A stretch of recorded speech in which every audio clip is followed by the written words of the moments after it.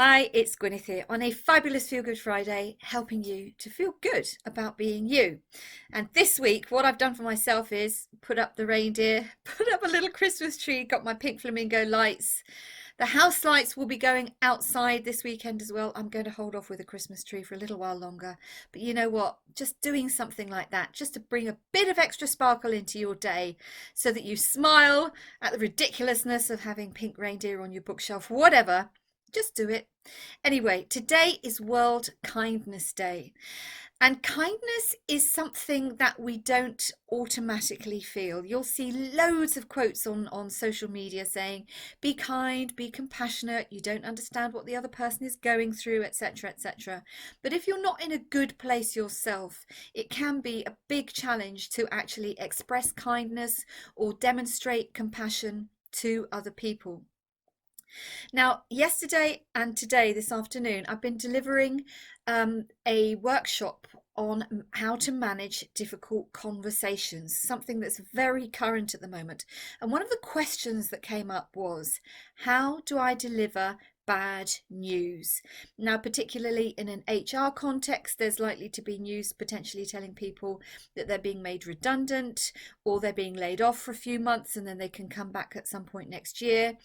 There are a lot of difficult conversations going on. So on World Kindness Day, I wanted to give you some pointers about how to manage those types of situations. First of all, if you are on the receiving end of bad news, and this is easy for me to say, I get it, but try to think not, oh my goodness, why did this happen to me? Because it's going to be very difficult for you to find answers to the why questions. A much better question, and something that is potentially going to help you feel better about your situation, is to say, okay, this has happened. What am I going to do? What are my options? Where do I want to go from here? And just kind of visualize, look at yourself, whatever it is that you do.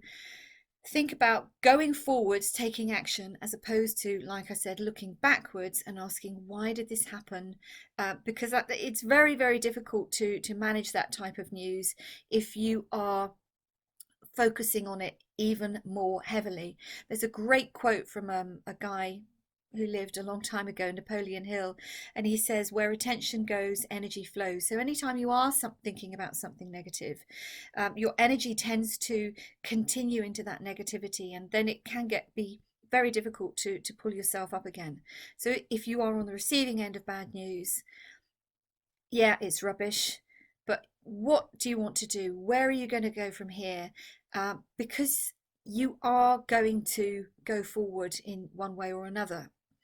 Now, if you are the person giving the bad news, there are some pretty straight and hard and fast rules about how to actually deliver that message. And the first one is that be honest, be clear, be factual. None of this chit chat. How's it going? Thanks for coming to this conversation. Thanks for agreeing to meet with me, etc., etc. Forget all that. If you've asked somebody to come and see you because you have to deliver some bad news, straight to the point. Good morning. There's some news I need to share with you today. You don't even need to say it's bad news. Your face will already hopefully show that it's bad news. Don't bang on about the fact that it's bad news, because potentially you're going to put even more fear or negativity into the person that you are talking to. So that's the first thing. Honesty, clarity, factual, end of. Secondly, be objective. Show empathy, but remove emotion. Okay, so things like saying, oh, I'm so sorry that this has happened, that doesn't actually help the person that you are speaking to.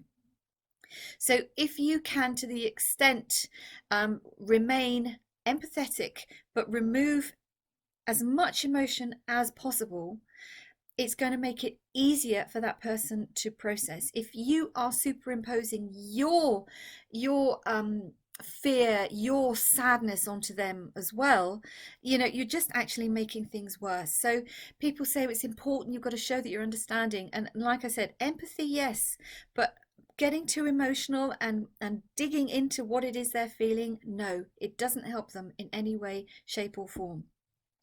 And finally, remember that people do process this type of information at different speeds. And just because you've given the bad news, it doesn't mean that the conversation is over for the person you've just delivered the bad news to. So if it's appropriate, think about what options you could be offering them. Now, in particular, if you are somebody in HR, and you've just made somebody redundant, you've just told them they're going to be losing their job, then how can you support them? You know, is there anything online? Are you going to be providing some assistance with writing application forms? Are you going to be providing assistance with, you know, interview prep and those kind of things? So when you finish the conversation, provide any options, provide information about any support that you can offer. And also let the person know that if they need anything else from you, they should come back to you. Don't just, you know, like I said, don't just end the conversation. That's it. Off you go. Tough luck. Goodbye. Okay? Because if you're in a business, if you're in a larger organization, what can happen is that actually they go away seething and they tell the entire world about how rubbish you are. It doesn't do you any good either. And I know that you're a professional. So when it comes to delivering bad news, stay factual, be honest. Empathy, not emotion, and provide options and be there. Understand that somebody might still need an additional support from you. Potentially go back to them and say, you know, afterwards, how are you doing? Is there anything else you need from me? So on World Kindness Day, and like I said, I appreciate how difficult it is sometimes to stay kind if you're not feeling great yourself. Be kind to you first and foremost, because when you can be kind to you, it will be easier to then be kinder to other people.